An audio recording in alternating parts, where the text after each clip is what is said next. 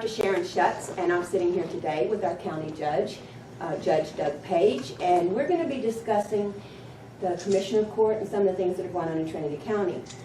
Trinity is a very active county, and there's a whole lot going on, and if you haven't been paying attention, I recommend that you watch some videos and you get involved. Go to Commissioner of Court meetings. There's a lot of action there. Hello, Doug. It's so good to see you today and to be here at the courthouse and in a few minutes get some birthday cake. How are you doing? I'm doing great. It's good to see you, Sharon. I appreciate you taking time to do this. Well, thank you. I love doing this. I love getting the truth out and you know, kind of untangling confusion. Right. And there's a lot of times that basically people are concerned and there's confusion in it, and many times they're saying the same thing. Exactly. I sit in Commissioner Court sometime and I listen to you guys and I'm like, he's saying the same thing he's saying. They're just saying it differently, but they're getting mad about it. And it's like, let's get the truth out. Let's lay everything out so that you guys, we, and the people that are watching this video can hear what's actually going on. Right. So that we don't hear the little nya stuff on Facebook. I do have some questions. First of all, I want to talk about you a little bit. There's so many things I know that you do in the county, and not just in the Commissioner Court, not just sitting behind the bench. But tell me a little bit. I know Kathy and you know, you guys are involved in everything. So tell me a little bit about your family. We are involved in a lot. We're longtime members of First Baptist Church of Groveton, close to probably 35 years. And we were married in that church. Really? That is, our roots are deep in First Baptist Church.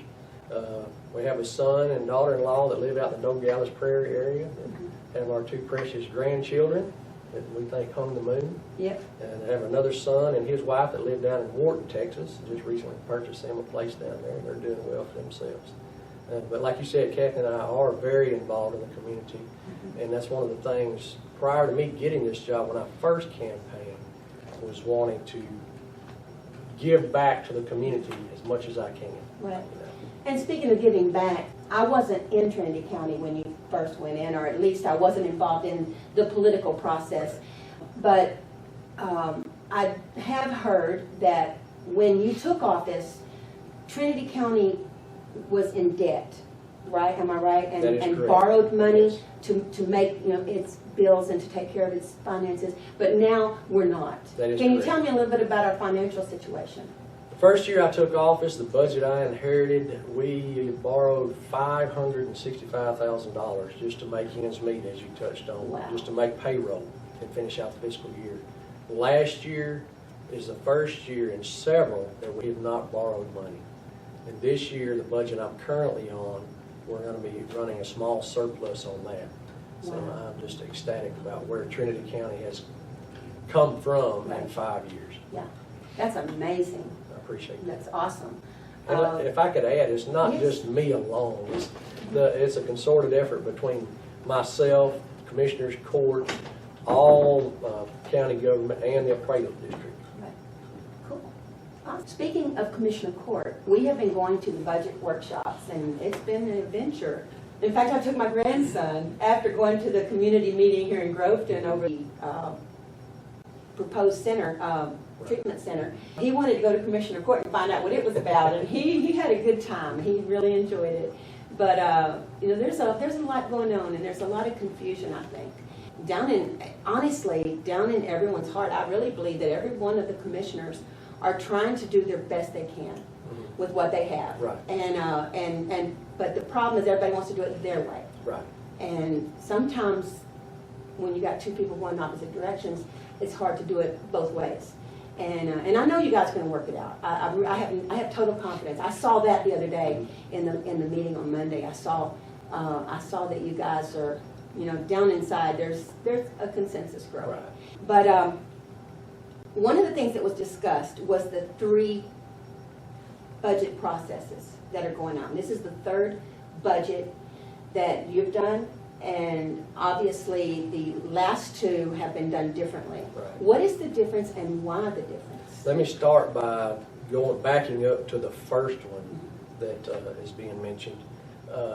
I wanted to be more inclusive, and I kind of broke away from, not violating the law by no means, but kind of broke away from what the local government code says about the budget process and how it is put together, and wanted to be more inclusive with the Commissioners Court Right. preparing the budget.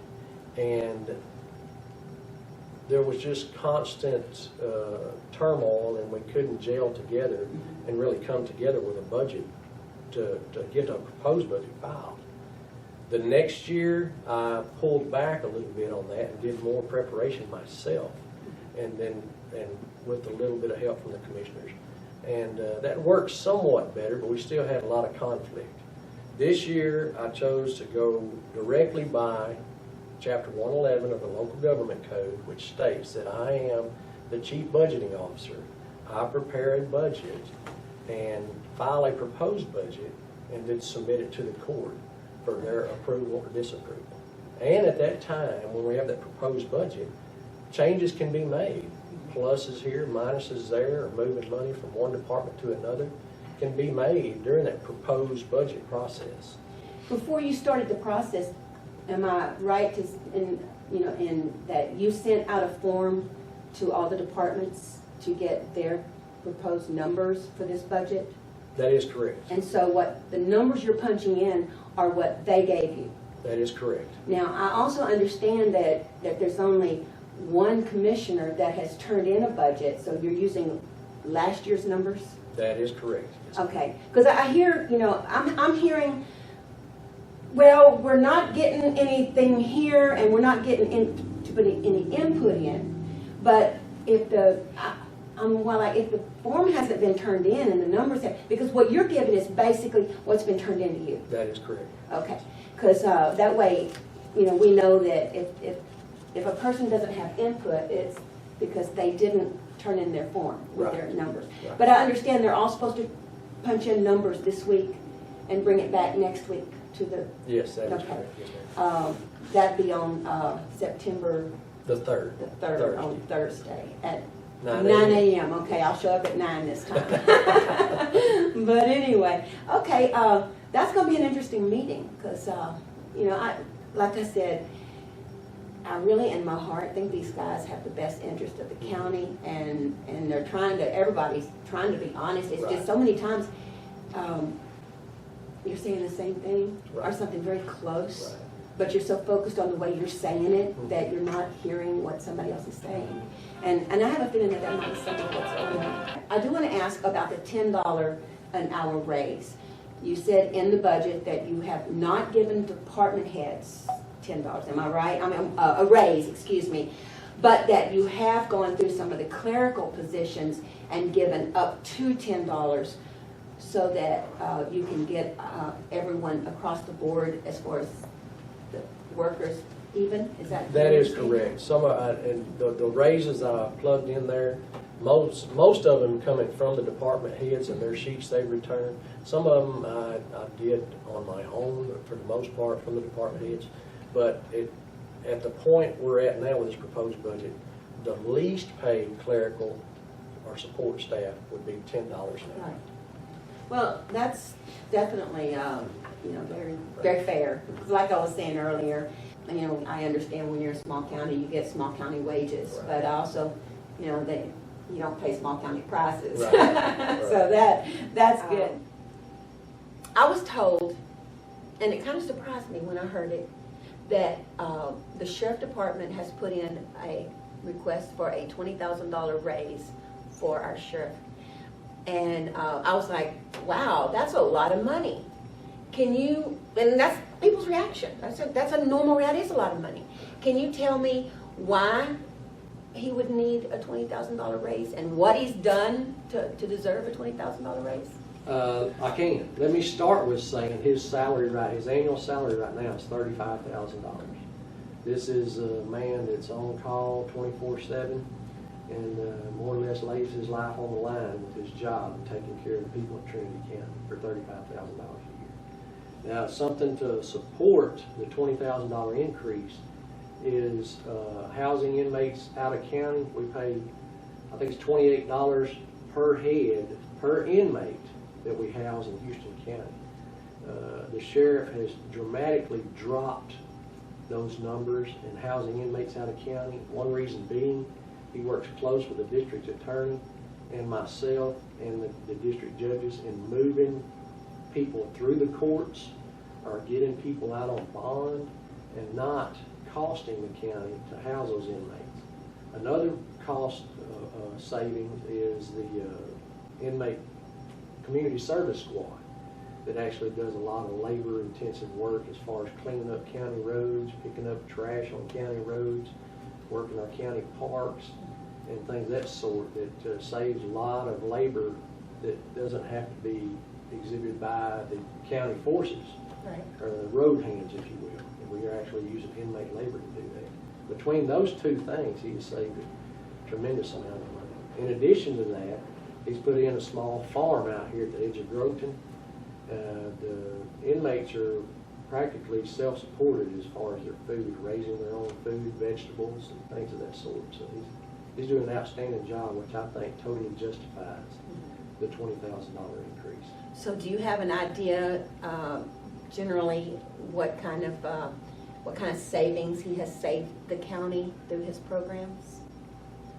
Since he's taken office, he's almost through his third year. I would feel confident in saying he's saved the county over $500,000. Right.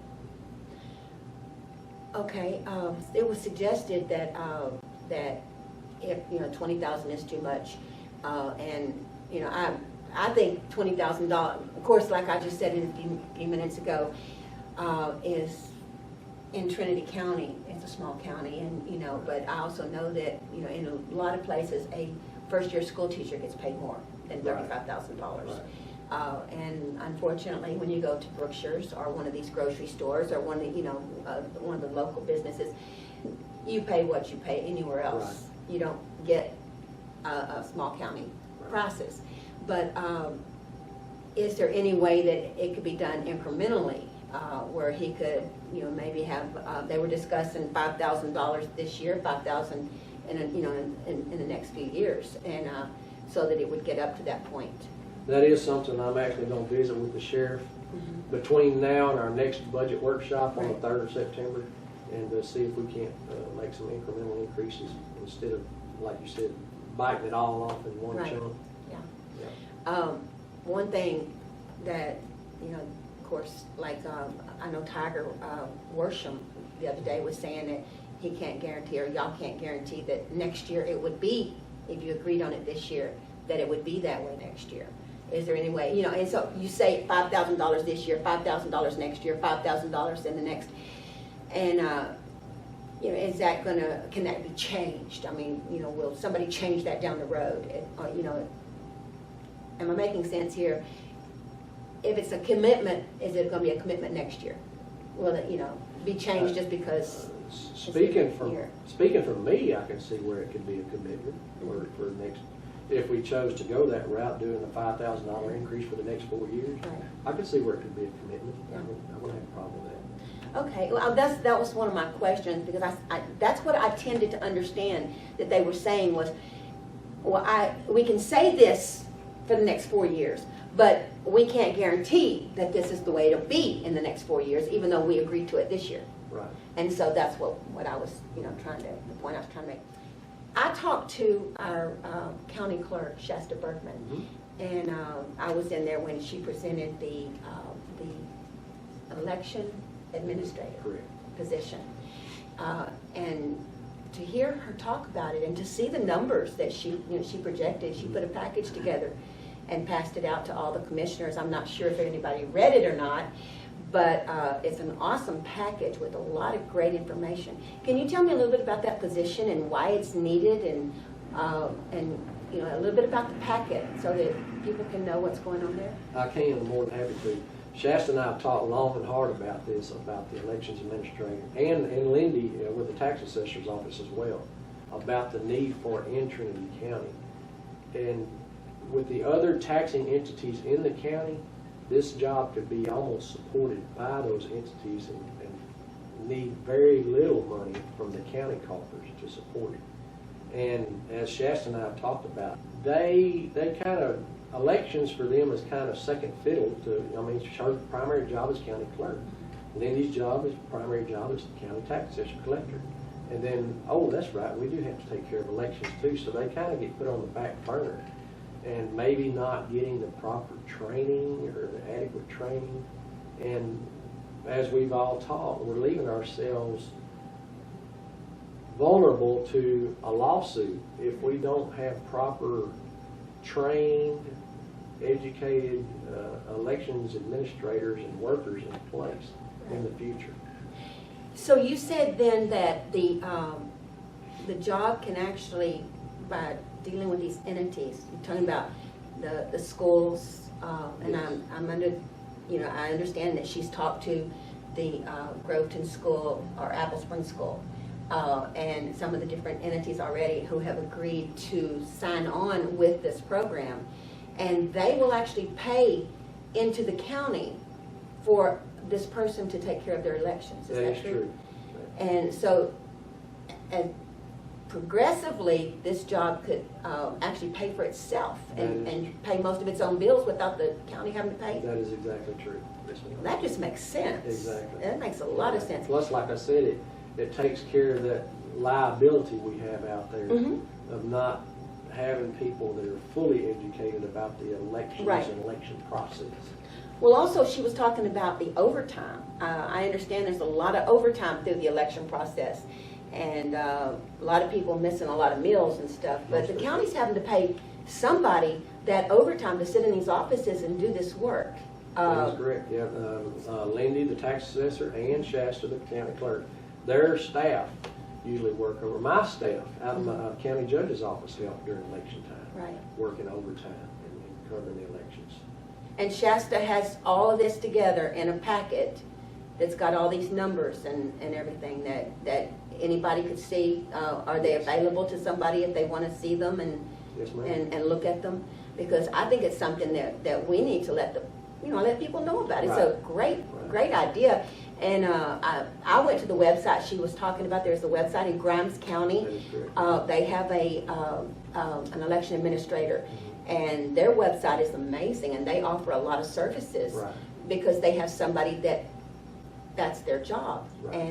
And then, like you said, they're the ones educated for it. Right, And there's not exactly. going to be any mistakes. And if Exactly. there is a mistake, it falls on the one person and not the whole county. Right, exactly.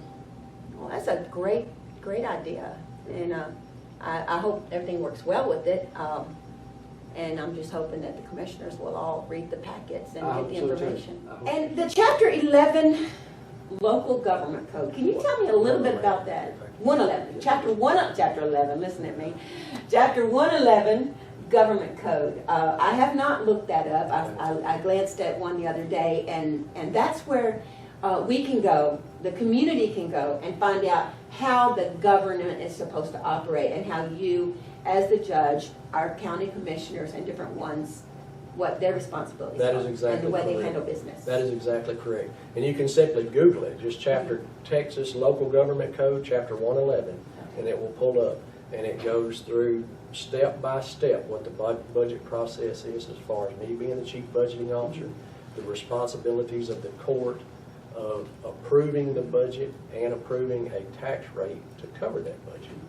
And there's several other little guidelines and stipulations in there also. So that, I know that one of the questions is that some of the commissioners want to be able to see the budget worksheets from Yes, the ma'am. other departments Right. and whatever is, and obviously you're putting the numbers on there, but you're not passing the sheets out. Correct. Is that unusual? Is that different? Is that something you normally do or something that you're doing now this time differently? That's something I'm doing this time differently. And like I said, and I've studied the local government code long and hard to figure out that I can do that. That is part of the law. And I've actually communicated with other judges in the area, other entity heads, school superintendents, and majority of them, this is the way they do it. They take their worksheet, I call it a dream sheet for the department heads. Right. They take these dream sheets and they fill out a proposed budget. And once that proposed budget is completed and filed, then it's presented to the governing body to review. And at that time, changes can be made in it. Okay, when you say filed, what does that mean? Does that make it an official document? Or Yes, is- Okay, it but does. you're working, these sheets are basically like scratch sheets, they're not official documents? That is correct, yes, ma'am. Because, you know, I'm just hearing all kinds of things that are new to me, and it's, like I said, it sounds like some of it's new to everybody. But, you know, and when you vote people into office, and they're working for you, and that's what you guys are doing. Right. You're working for us. Right. I hear complaints all the time on Facebook, you know, about roads and about this. And when all that rain was here, you know, it was like, my roads are muddy and we're losing our cars. And, you know, I'm like, you guys, go listen to what they're going through trying to get those roads. Because people don't realize what you guys actually do in a lot of cases. That is true. And so this, that's what I want to do today, is clear some of this up, Right. especially where the budget's concerned. But in our heart, we hope that you guys' best interest is the county. We believe that is true. We choose, you know, the man or woman Mhm. that we think would be the best person for the job, and, you know, and whatever.